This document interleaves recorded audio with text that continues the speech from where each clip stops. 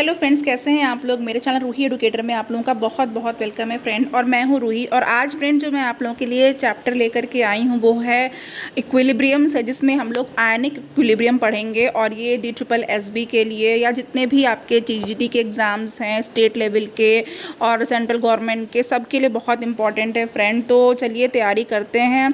और फ्रेंड जितने भी लोग मेरे चैनल से जुड़े हुए हैं, सब्सक्राइब किया है, उनको बहुत बहुत थैंक यू है। और जितने भी लोग पहली बार देख रहे हैं या फिर सब्सक्राइब नहीं किया है, और आप लोग इस चैनल पे आइए, ज़रूर आइए और इसे देखिए, लर्न करिए। इससे क्वेश्चंस आपको बहुत अच्छे मिलेंगे, जहाँ से भी मैंने जो भी चूज़ किए हैं, सोर्सेज हैं जो मेरे पास। और फ्रेंड्स आपको एक बार एटलीस्ट चैनल विज़िट करिए और चैनल को सब्सक्राइब करिए, और आपके लिए बहुत बेनिफिशियल है। ओके, आप जब भी कोई भी एग्ज़ाम देंगे आपको ये ज़रूर हेल्पफुल लगेंगे। तो चलिए, मेरे पास जो आज पहला क्वेश्चन है इस चैप्टर का वो है The type of equilibrium involving ion in aqueous solution is called। ये पूछा जा रहा है कि ऐसा टाइप इक्विलिब्रियम का जिसमें कि एक्वस सोल्यूशन में आयंस होते हैं वो क्या कहलाता है। तो ये बिल्कुल आयनिक इक्विलिब्रियम कहलाता है। ओके, नाउ अब यहाँ पर हमारे पास जो सेकंड क्वेश्चन है उसको हम लोग देखते हैं। सेकंड क्वेश्चन हमारे पास है, इसमें कहा जा रहा है the weak monobasic acid is 1% ionized in 0.1 molar solution at 25 degree centigrade. कि एक वीक मोनोबेसिक एसिड है, ओके, मोनोबेसिक एसिड है और वो 1% आयोनाइज्ड हो रहा है और 0.1 मोलर सोल्यूशन में 25 डिग्री सेंटीग्रेड पे। तो जो परसेंटेज ऑफ आयनाइजेशन होगी इन इट्स 0.025 मोलर सोल्यूशन में वो क्या होगी। तो देखिए फ्रेंड्स, सबसे पहले मैं आपसे बात करना चाहती हूँ कि यहाँ पे हम लोगों को देखना है कि ये मोनोबेसिक एसिड हैं क्या। ओके, एसिड तो आप लोग जानते ही हैं, एसिड में बहुत सारी डिफिनीशंस हैं एसिड की भी। लेकिन जो कॉमनली जो हमारे पास जो एसिड और बेस हैं, तो एसिड क्या होते हैं। एसिड वैसे तो जो एसिड लिया गया है वर्ड वो लैटिन वर्ड से लिया गया है। एसिड वर्ड लैटिन वर्ड से लिया गया है। और ये जो वर्ड है वो क्या है, एसिडस है। ये वर्ड है एसिडस। ओके, और इसके मीन्स होता है खट्टा, सोर होता है इसके मीन्स। तो लेकिन एसिड्स ऐसे केमिकल सब्सटेंसेस हैं जिनका टेस्ट सोर होता है या खट्टा होता है, और ये ब्लू लिटमस को रेड कर देते हैं। ओके, और अगर हम लोग क्लासिफाई करेंगे एसिड्स को, तो एसिड्स को हम लोग इनऑर्गेनिक एसिड्स, जिसमें कि मिनरल एसिड्स आते हैं, जैसे कि आपका हाइड्रोक्लोरिक एसिड HCl है, H2SO4 सल्फ्यूरिक एसिड है, HNO3 नाइट्रिक एसिड है। और हमारे पास आते हैं दूसरे ऑर्गेनिक एसिड्स, या फिर इनको हम लोग कहते हैं एडिबल एसिड्स। इनको खाया भी जा सकता है, जैसे एसिटिक एसिड है, सिट्रिक एसिड है। ओके, तो स्ट्रॉन्ग एसिड होते हैं और वीक एसिड भी होते हैं। अब अगेन हम लोग एसिड को स्ट्रॉन्ग एसिड करते हैं और वीक एसिड में डिवाइड कर सकते हैं। स्ट्रॉन्ग एसिड ऐसे होते हैं जो कि कंप्लीटली आयोनाइज हो जाते हैं, पूरी तरीके से आयोनाइज हो जाते हैं और अपने आयंस में टूट जाते हैं, जैसे कि आपका H+ है प्लस क्लोराइड माइनस है।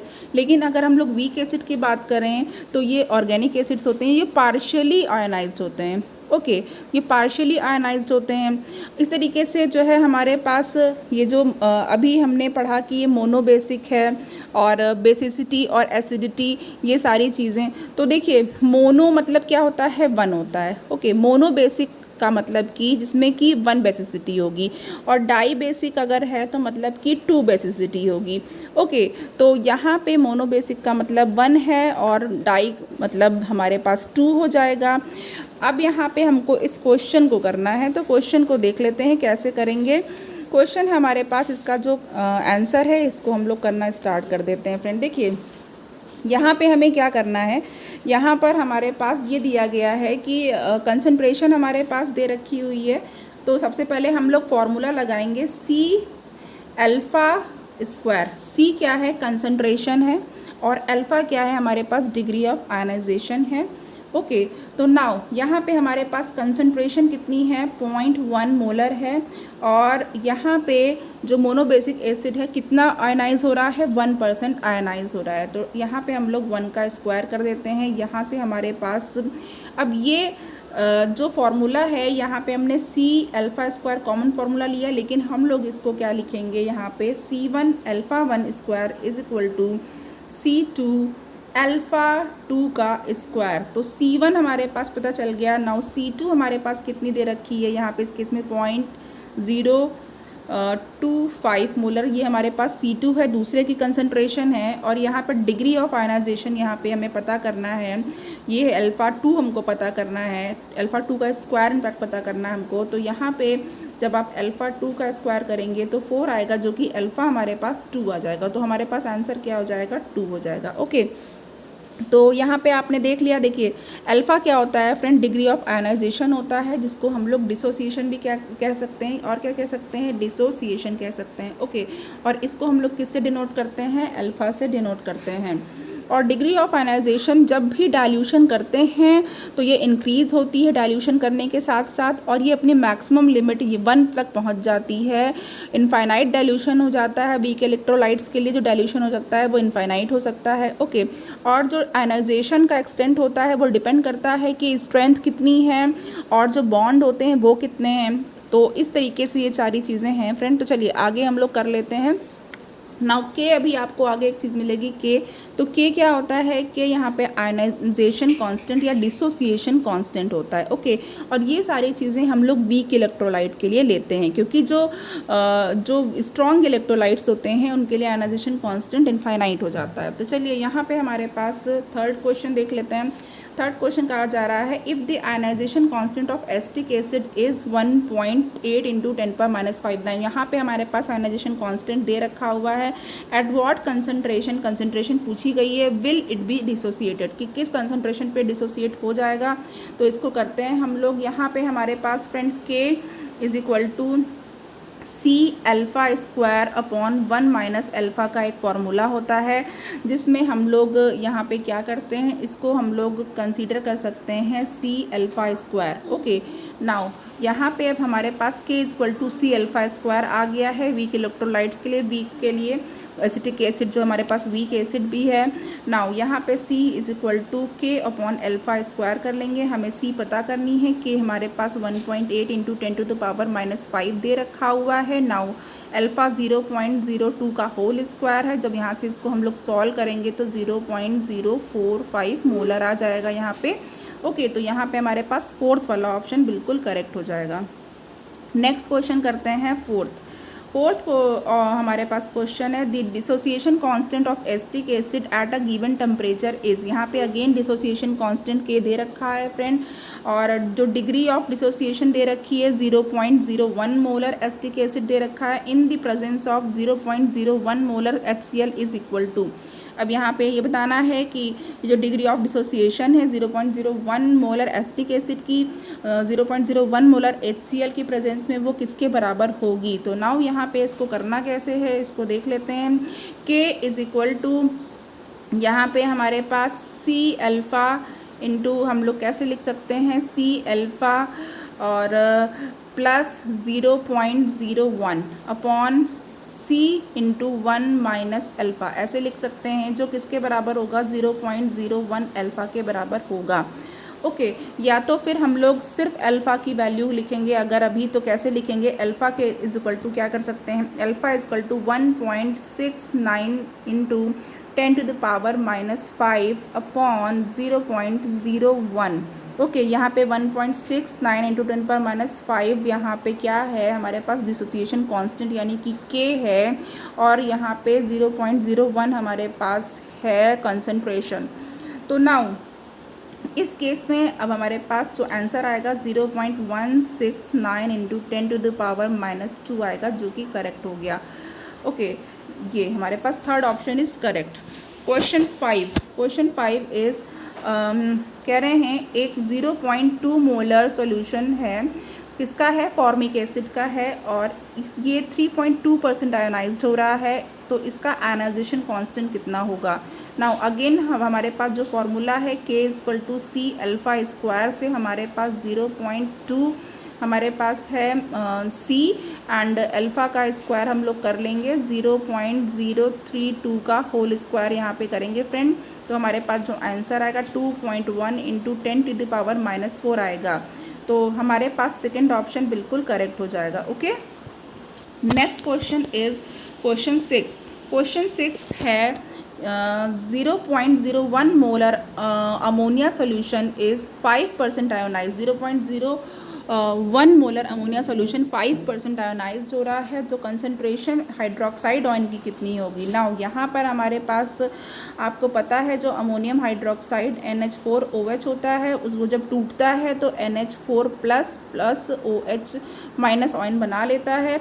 यहाँ पे जो हाइड्रोक्साइड आयन है इसको देखते हैं is equal to C alpha. यहाँ पे पूछा है ना OH आयन की कंसनट्रेशन, तो वही हम लोग कर रहे हैं, is equal to C alpha is equal to C हमारे पास 0.01 है, अल्फ़ा हमारे पास 0.05 है, क्योंकि परसेंट में था तो हमने इसको चेंज कर लिया है। यहाँ पे हमारे पास जो कंसनट्रेशन आएगी 0.0005 आ जाएगी, ओके, मोलर में आएगी। तो हमारे पास जो ऑप्शन करेक्ट हो गया है वो है third option, okay. Now next question हमारे पास है which one of the following statement is incorrect. यहाँ पे हमें इनकरेक्ट स्टेटमेंट बताना है, तो 7 के लिए हमारे पास जो इनकरेक्ट है उसको देख लेते हैं अभी। नाउ 1 हमारे पास है the degree of ionization of a weak electrolyte increases with dilution. बिल्कुल करेक्ट है, जो डिग्री ऑफ आयनाइजेशन होती है वीक इलेक्ट्रोलाइट की, डाइल्यूशन को बढ़ाने के साथ साथ वो बढ़ती है, ओके। नाउ स्ट्रॉन्ग इलेक्ट्रोलाइट जो होते हैं वो आयनाइज हो जाते हैं कम्प्लीटली एट ऑल कंसनट्रेशन, ये भी बिल्कुल करेक्ट है। नाउ 4th वाला देखते हैं increase of temperature increases the ionization. जैसे जैसे हम लोग टेम्परेचर बढ़ाते हैं तो आयनाइजेशन बढ़ता है, बिल्कुल।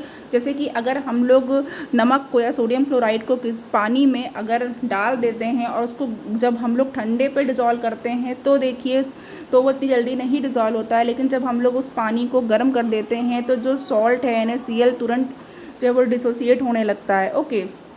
नाउ यहाँ पे सॉल्ट का एग्जांपल मैंने देके बताया है, तो क्योंकि वो भी आयन है, सोडियम प्लस और क्लोराइड आयन माइनस आयन का आयन हो जाता है। चलिए, तो अब यहाँ पे 4th भी करेक्ट है। नाउ 3rd वाला ऑप्शन देखते हैं एडिशन ऑफ अमोनियम क्लोराइड का एडिशन टू अमोनियम हाइड्रोक्साइड जब करते हैं तो ये क्या करता है, ये अमोनियम हाइड्रोक्साइड के आयनाइजेशन को बढ़ा देता है। ये गलत है फ्रेंड, और हमें हमारे क्वेश्चन में इनकरेक्ट पता करना था, तो हमारे पास जो 3rd ऑप्शन है वो बिल्कुल करेक्ट हो चुका है। Next question is 8 is ionization of weak base MOH can be represented by equation. कह रहे हैं कि यहाँ पे आयनाइजेशन किसी वीक बेस का MOH का, उसको हम लोग एक इक्वेशन MOH एक्वस और रिवर्सिबल का साइन लगा हुआ है M plus aqueous and hydroxide and aqueous से रिप्रेजेंट कर रहे हैं। नाउ KB जो है यहाँ पे बेस का जो आयनाइजेशन कांस्टेंट है वो क्या है, M plus into OH minus upon MOH है। यहाँ पे KB इज रिप्रेजेंटेड एज, अब यहाँ पे जो KB है वो क्या है, तो KB यहाँ पे हमारे पास होता है बेस का आयनाइजेशन कांस्टेंट, ओके। यहाँ पे KB है बेस का आयनाइजेशन कांस्टेंट, तो हमारे पास सेकंड वाला ऑप्शन करेक्ट हो चुका है। Question 9 consider a weak acid HX। एक वीक एसिड HX है जो कि पार्शियली आयनाइज्ड हो रहा है इन एक्वस सोल्यूशन। अब HX प्लस H2O लिक्विड है, वो रिवर्सिबिलिटी का साइन लगा हुआ है, H3O plus aqueous plus X minus aqueous दे रहा है। यहाँ पे हमारे पास जो कहा जा रहा है वो क्या है, आगे देख लेते हैं। आगे हमारे पास हमें स्टेटमेंट्स दे रखे हैं, तो पूछा है कि कौन सा स्टेटमेंट करेक्ट है, ओके। तो नाउ हमारे पास क्वेश्चन नंबर कौन सा है, 9th वाला है। उसके लिए हम लोग देखते हैं, सबसे पहला वाला देखते हैं the equilibrium constant of the above reaction is. इस रिएक्शन का जो इक्विलिब्रियम कांस्टेंट है वो क्या है, Ka, यानी कि एसिड के लिए जो कांस्टेंट होता है, okay, is equal to C² alpha square upon C1 into alpha is equal to C alpha square upon 1 minus alpha, where C जो है वो इनिशियल कंसनट्रेशन है ऑफ अनडिसोसिएटेड एसिड की, और जो अल्फा है वो एक एक्सटेंट अप टू विच, वो एक्सटेंट है जिस पे HX जो है वो क्या होता है, आयोनाइज्ड हो जाता है आयंस में Ka, और इसको क्या कहते हैं, कॉल्ड द डिसोसिएशन और ionization constant of acid HX, okay. Now ये हमारे पास बिल्कुल करेक्ट है, फर्स्ट वाला ऑप्शन करेक्ट हो चुका है। सेकंड ऑप्शन देखते हैं, it can be represented alternatively in terms of molar concentration as follows, और इसको हम लोग इस तरीके से भी रिप्रेजेंट कर सकते हैं कि A is equal to H plus into X minus upon HX, okay, ये भी करेक्ट है फ्रेंड। नाउ थर्ड वाला ऑप्शन देखते हैं। थर्ड से स्टेटमेंट हमारे पास है, किसी भी दिए हुए टेम्परेचर T पे जो Ka ionization constant for acid होता है इसको मेजर करते हैं। मेजर ऑफ द, ये क्या होता है, ये किसी भी एसिड HX की स्ट्रेंथ को मेजर करता है, दैट इज मतलब कि लार्जर द वैल्यू ऑफ के ए, डिसोसिएशन कांस्टेंट जितना ही ज़्यादा होगा एसिड उतना ही स्ट्रॉन्गर होगा। ये भी बिल्कुल करेक्ट है। तो इस तरीके से हमने देख लिया कि हमारे पास ऑल ऑफ द अबव यानी कि फोर्थ ऑप्शन बिल्कुल करेक्ट है। ओके, नाउ अब हमारे पास नेक्स्ट क्वेश्चन क्या है। Next question is 10th question.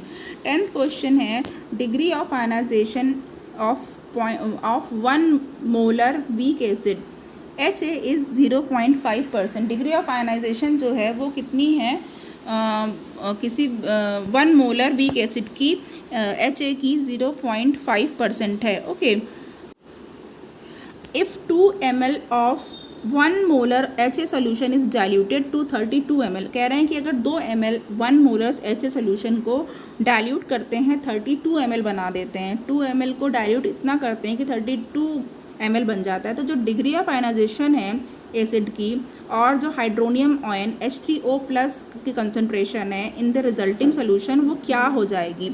Okay, तो अब यहाँ पर देख लेते हैं फ्रेंड इसको करना कैसे है। इसको हमारे पास करने का मेथड क्या है। यहाँ पे हमारे पास जो डिग्री ऑफ आयनाइजेशन 1 के लिए है वो कितनी हो जाएगी 0.0005 है इज इक्वल टू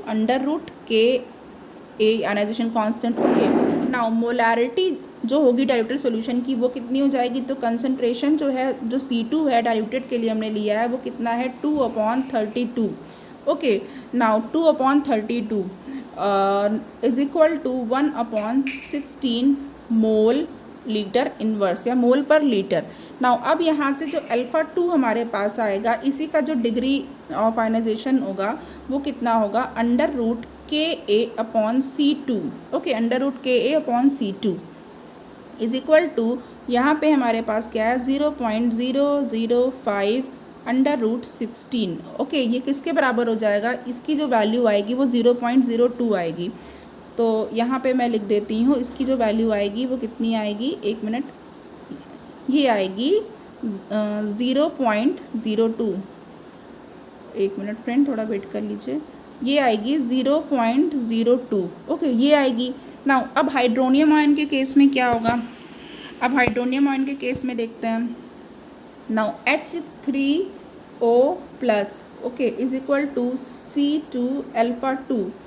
नाउ अब यहाँ पे इज इक्वल टू 1 × 0.02 सब वैल्यूज़ हम बस रख रहे हैं फ्रेंड, उसको आप देखिएगा is equal upon 16 is equal to 1.25 × 10⁻³ m। Okay, तो नाउ यहाँ पे हमें दोनों का पता चल गया और हमारे पास जो करेक्ट आंसर है वो क्या हो गया। हमारे पास करेक्ट आंसर अब यहाँ पे देख लीजिए 0.02 पहले आया था एंड 1.25 × 10⁻³ आया। तो हमारे पास सेकेंड ऑप्शन बिल्कुल करेक्ट है। Okay, now next question is 11 में हमारे पास है while comparing the ionization of hydrochloric acid with that of the acetic acid in water we find that.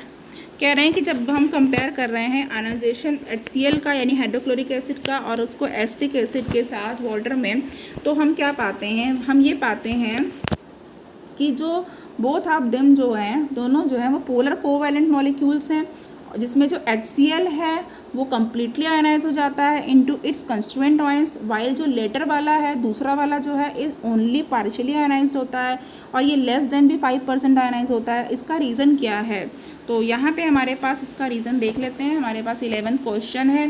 11 के लिए हमारे पास जो करेक्ट है वो क्या है 1, आयनाइजेशन जो है वो डिपेंड करता है upon the strength of the bond and the extent of solvation of ion produced. Okay, तो जो आयनाइजेशन होता है वो डिपेंड करता है किसी भी बॉन्ड की स्ट्रेंथ पर और जितना ही आयन का सॉल्वेशन होता है प्रोड्यूस होता है उस पर डिपेंड करता है। So friend 12th question is acids are known to turn blue litmus paper into. जो एसिड्स होते हैं वो ब्लू लिटमस पेपर को किस में टर्न कर देते हैं, किस कलर में, and liberate dihydrogen on reacting with some Y. अब वाई क्या है वो बताना है। Here X and Y refers to.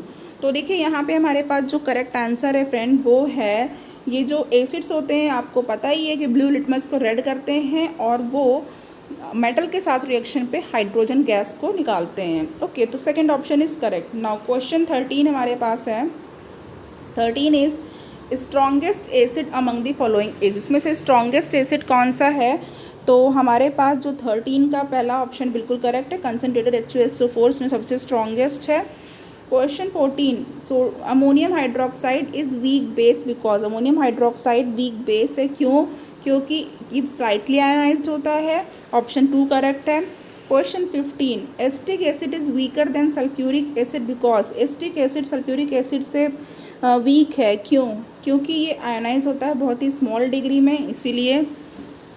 Now question 16, यहाँ पे हमको स्टेटमेंट्स दिए हुए हैं फ्रेंड और करेक्ट ऑप्शन बताना है। नाउ हमारे पास जो 16 के लिए है वो कौन सा है, देखिए फर्स्ट वाला जो एसिड्स हैव अ सोर टेस्ट, एसिड का टेस्ट खट्टा होता है और ये ब्लू लिटमस को रेड कर देता है, ये तो बिल्कुल करेक्ट है। Now on reaction with metals acids evolve hydrogen, ये भी करेक्ट है। और जो सेकंड वाला है कि लैक्टिक एसिड जो है वो कोरोसिव होता है नेचर में, ये बिल्कुल रॉन्ग है, हमें करेक्ट बताना था, तो 1 और 3 करेक्ट हो चुका है, option second is correct. Question 17, which of the following act as strong acid, अब इसमें से कौन सा स्ट्रॉन्ग एसिड की तरह बिहेव करता है? तो आपको पता है यहाँ पे जो देखेंगे आप ऑप्शन HClO4 बिल्कुल, HCl, HBr, HI, HNO3 and H2SO4 ये सारे स्ट्रॉन्ग एसिड्स हैं, तो 4 हमारे पास बिल्कुल करेक्ट हो चुका है। क्वेश्चन 18 है consider the following statement about basis, basis के बारे में स्टेटमेंट हमें कंसीडर करने हैं और उसके बाद हमें करेक्ट ऑप्शन बताना है यहाँ पे। तो क्वेश्चन जो नंबर है हमारे पास 18, इसके लिए पहला वाला देख लेते हैं। जो बेसिस होते हैं वो बिटर होते हैं, टेस्ट में बिटर टेस्ट होता है इनका, और ये सोपी होते हैं, टच बिल्कुल करेक्ट है। एंड जो पोटेशियम हाइड्रोक्साइड एक बेस है और ये रेड लिटमस को ब्लू करता है, ये भी बिल्कुल करेक्ट है। और थर्ड वाला जो है हमारे पास water soluble base is called alkali. Okay, तो यहाँ पे हमारे पास जो करेक्ट आंसर है वो कौन सा है 18 के लिए? नाउ बोथ 1 और 3 इज़ करेक्ट। नाउ बेसिस जो होते हैं वो क्या होते हैं, रेड लिटमस को ब्लू कर देते हैं, उनका टेस्ट स्वीट होता है और ये ऑयली फील होते हैं। जो कॉमन एग्जाम्पल है बेस का, in washing soda use for washing purpose, the above statement is, ये स्टेटमेंट क्या है? तो आपको पढ़ने से ही लग गया होगा कि ये स्टेटमेंट फॉल्स है, क्योंकि ये स्वीट टेस्ट नहीं होता, बिटर टेस्ट होता, ऑयली नहीं होते हैं, सोपी होते हैं, तो ये बिल्कुल रॉन्ग था।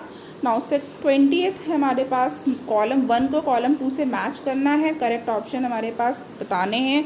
कॉलम 1 में हमारे पास और कॉलम 2 में आपको दे रखे हुए एसिड्स हैं। नाउ अब यहाँ पे हमारे पास 20 के लिए क्या होगा, कौन सा करेक्ट होगा, उसको हम लोग देख लेते हैं फ्रेंड। तो देखिए जो हाइड्रोक्लोरिक एसिड है, ए वाला देखिए हाइड्रोक्लोरिक एसिड, वो क्या, हाँ आपको मालूम है जो स्टमक होता है हमारा, उसमें क्या होता है, गैस्ट्रिक जूस होता है।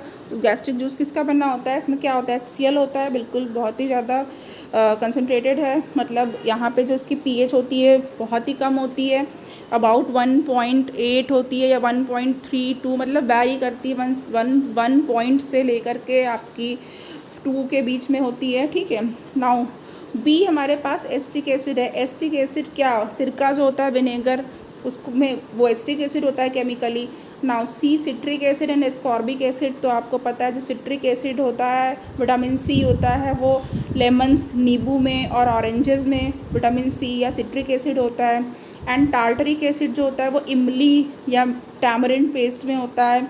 ओके, तो यहाँ पे हमारे पास जो 4th ऑप्शन है बिल्कुल करेक्ट हो चुका है। नाउ नेक्स्ट इज़ 21 में है 21 है अर्हेनियस थ्योरी के अकॉर्डिंग जो एसिड्स होते हैं वो ऐसे सब्सटेंस होते हैं that dissociates in water to give X ion and bases are substances that produce Y ion, here X and Y refers to. तो देखिए फ्रेंड यहाँ पे हमारे पास क्या पूछा गया, अर्हेनियस थ्योरी पूछी गई। देखिए अर्हेनियस थ्योरी के अकॉर्डिंग जब डिज़ोल्व करते हैं वाटर में, तो ऐसे सब्सटेंसेस जो कि हाइड्रोजन आयन को रिलीज़ करते हैं, ऐसे सब्सटेंसेस जो हाइड्रोजन आयन को रिलीज़ करते हैं उन्हें एसिड कहा जाता है, और ऐसे सब्सटेंसेस जो OH माइनस आयन को रिलीज़ करते हैं वो बेसिस कहलाते हैं। ओके, तो यहाँ पे हमारे पास जैसे कि मान लीजिए HA है, तो ये क्या देगा, H प्लस देगा प्लस A माइनस, ठीक है, ये एसिड हो जाएगा ना। और जो नंबर ऑफ़ हाइड्रोजन आयंस होते हैं जितने भी एसिड्स के द्वारा डिलीवर किए जाते हैं एक्वा सोल्यूशन में, वो इसकी बेसिसिटी ऑफ द एसिड कहलाती है। तो जैसे मान लीजिए एक 1 हाइड्रोजन आयन आया या 2 हाइड्रोजन आया, तो यही यहाँ पे आपकी क्या होगी, बेसिसिटी 1 हो जाएगी, 2 हो जाएगी, जो पहले क्वेश्चन में था। तो जो एसिड्स होते हैं वो मोनो बेसिक भी हो सकते हैं, डाई बेसिक भी हो सकते हैं, ट्राई बेसिक भी हो सकते हैं। नंबर ऑफ प्रोटॉन्स जितना कि एक्वा सोल्यूशन में आ रहा है, 1 है तो मोनो, 2 है तो डाई, 3 है तो ट्राई।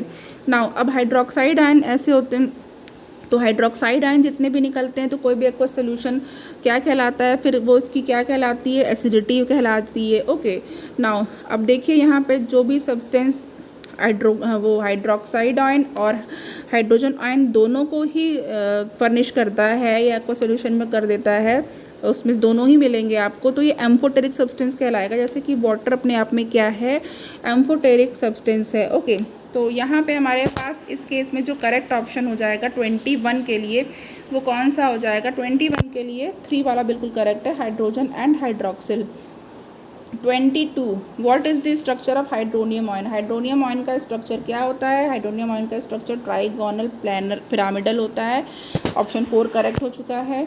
23 है, एक एसिड सब्सटेंस है जो कि कैपेबल है हाइड्रोजन आयन को डोनेट करने में, H प्लस आयन को डोनेट करने में, और जो बेसिस जो हैं वो सब्सटेंसेस हैं जो कि हाइड्रोजन आयन को एक्सेप्ट कर सकते हैं, ये 23 में।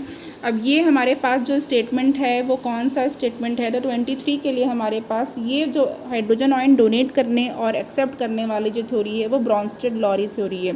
ओके, ब्रॉन्स्टेड-लॉरी ने ये कहा था, बाकी अरहेनियस हमने बताया है, और लुईस कॉन्सेप्ट में लुईस डॉट स्ट्रक्चर वाला भी आप बनाते हो। तो चलिए यहाँ पे हमारे पास 24 है। 24 में क्या है कि यहाँ पे आप देख रहे हैं NH3 है, एक्वस X, और H2O लिक्विड Y है। नाउ NH4 प्लस एक्वस है, conjugate acid, and OH minus aqueous conjugate base है। नाउ अब यहाँ पे जो H2O है वो अपना प्रोटॉन लूज़ करके OH बना रहा है, कॉन्जुगेट बेस, और यहाँ पे हमारे पास जो अमोनिया है नाउ एड्स प्रोटॉन, और ये अमोनियम प्लस बना रहा है। तो X और Y इस केस में क्या है, X और Y इस केस में हमारे पास बेस हैं एंड एसिड है। X बेस है अमोनिया, और Y क्या है, ये एसिड है।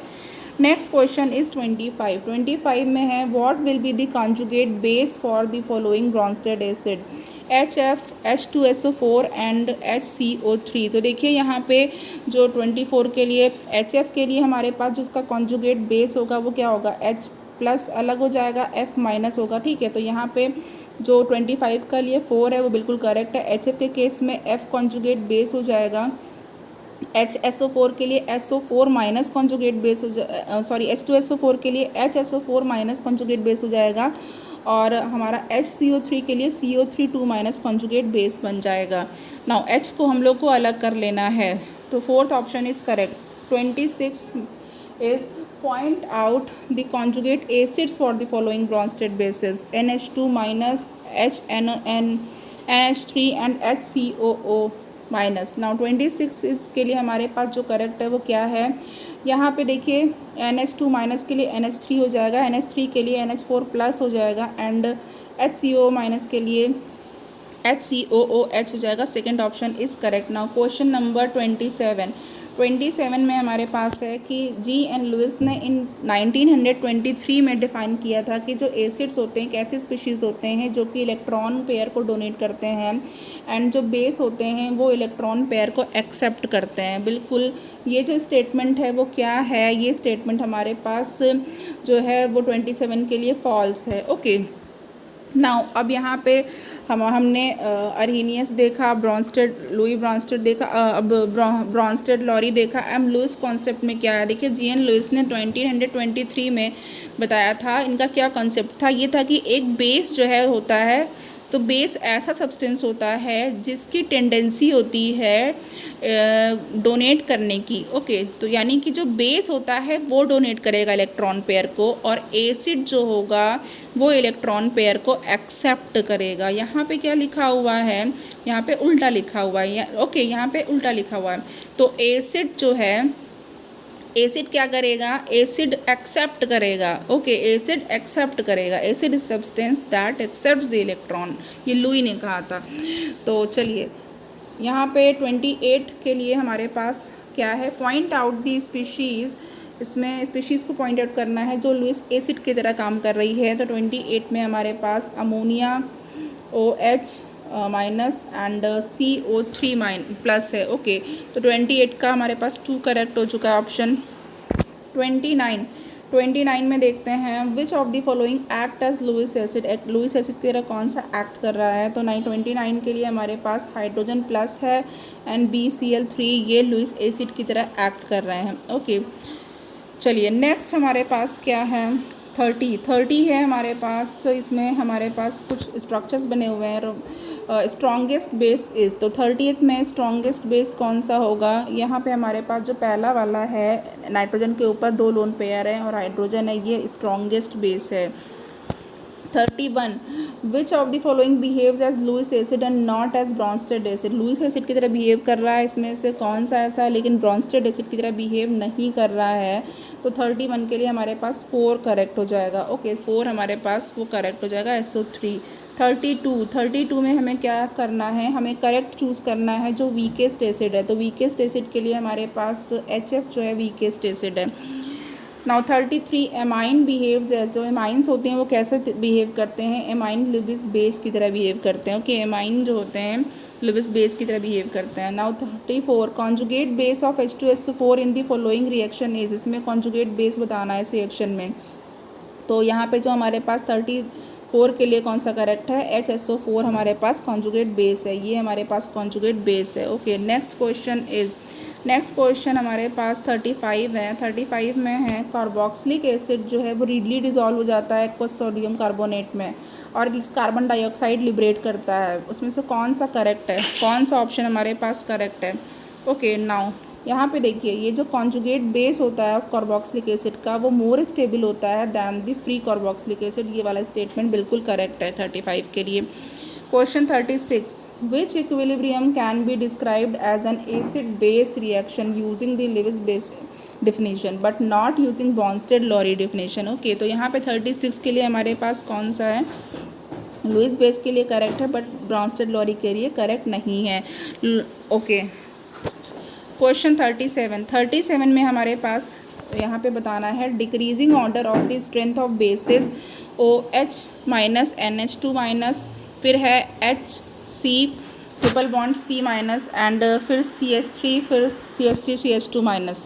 तो यहाँ पे हमारे पास 37 के लिए डिक्रीजिंग ऑर्डर ऑफ स्ट्रेंथ बताना है ना, तो बिल्कुल H3CH2 माइनस सबसे ज़्यादा है, फिर NH2 माइनस की उससे कम है, देन हमारे पास HC triple bond C, okay. Next is 38 strong acid dissociates होते हैं completely in the water and resulting base form would be very weak, the reason is that, उनका जो रिजल्टिंग बेस होता है बहुत वीक होता है। इसका क्या रीज़न है, इसका ये रीज़न है कि जो स्ट्रॉन्ग एसिड्स होते हैं उनके बहुत वीक स्ट्रॉन्ग एसिड्स होते हैं उनके बहुत ही वीक कॉन्जुगेट एसिड्स होते हैं, स्ट्रॉन्ग एसिड्स के कॉन्जुगेट एसिड्स बहुत ही वीक होते हैं। नाउ 39 हमारे पास क्या है, 39 में है which of the following are conjugate bases of the given acids, इनके कॉन्जुगेट बेसिस पता करने हैं। तो नाउ 39 के लिए हमारे पास बिल्कुल आप समझ ही गए हैं किस तरह से आप पता कर सकते हैं, Cl4 माइनस H हटा देना है।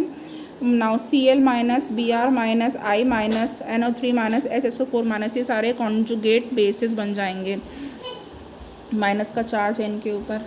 40 है हमारे पास H2O लिक्विड, देन यहाँ पे H3O प्लस है conjugate acid and conjugate base है, X और Y बताना है कि क्या है। नाउ X एंड Y यहाँ पर हम जो है 40 के लिए ये बेस एंड कॉन्जुगेट बेसिस हैं, ओके। तो बेसिस एंड कॉन्जुगेट बेसिस हैं।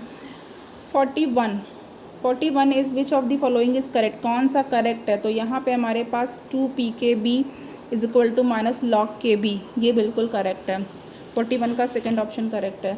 42 dissociation constant of water is represented by, water का डिसोसिएशन कांस्टेंट किससे रिप्रेजेंट किया जाता है, ये रिप्रेजेंट किया जाता है, यहाँ पर हमारे पास Kw है वाटर के लिए, और यहाँ पे आप देख सकते हैं Kw is equal to H plus into OH minus है, और ये क्या कहलाता है, ये आयनिक प्रोडक्ट कहलाता है, वाटर का आयनिक प्रोडक्ट है। ओके 43, इसमें यहाँ पे फॉलोइंग फैक्ट को कंसीडर करना है। Ionic product of water P K W equal to 14, ये इंडिपेंडेंट होता है टेम्परेचर से। P K W equal to P K A plus P के बी, एंड यहाँ पे हमारे पास दे रखा हुआ है। तो 43 के लिए हमारे पास जो करेक्ट है वो कौन कौन सा है, तो यहाँ पे पहले देख लेते हैं, उसके बाद हम बैक करके आपको बता देंगे।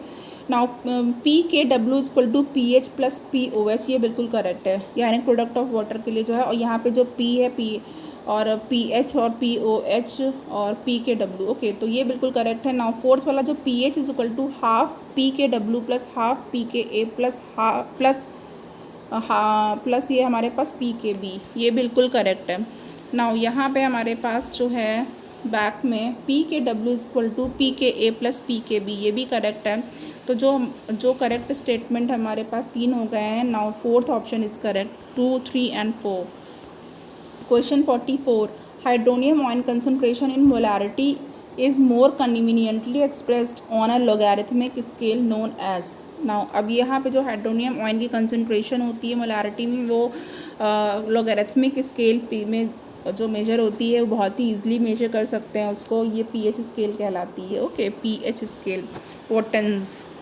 नाउ 45 है, activity of hydrogen ion has no unit and is defined as.